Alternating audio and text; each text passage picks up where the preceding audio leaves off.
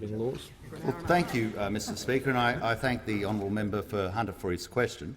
I think that it's very important that we clearly understand that local agricultural producers and others with legitimate proprietary economic, financial and other direct interests will not be affected and can be assured that their voices will be heard and the courts will be available for the protection of their rights. Farming groups can still use their organisation and resources to support individuals affected by decisions such as employed on occasion by the NFF through their fighting fund. So those with a standing interest, those with an interest who are pertinent to issues such as mines, have their capacity to have standing in the courts. As they did in the past, they still have. It is still the case. But what I am also finding, Mr Speaker, what I'm also hearing is the people of Central Queensland want to know how their rights are going in regards to having their jobs supported in the Adani mine. That is an issue that the people of Dawson really want to know. They want to know whether they've got a future, whether they have a job, or whether you are still placing skinks and snakes in front of working men and women in Australia.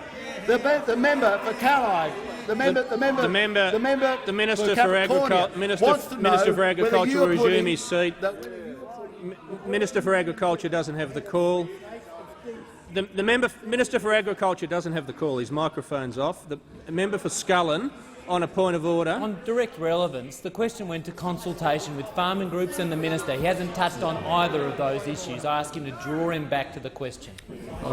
The Minister for Agriculture is precisely on the question of his portfolio, and the issue he's raised now was raised in a question to him yesterday that he would have been within his rights not to answer. But I call the Minister for Agriculture and remind him to remain relevant to the question. Thank you very much, because the member for Herbert, he certainly wants to know whether the Labor Party are going to put skinks and snakes ahead of the working men and women of Australia. That's a clear question. Where do your priorities lie? Where do your priorities lie?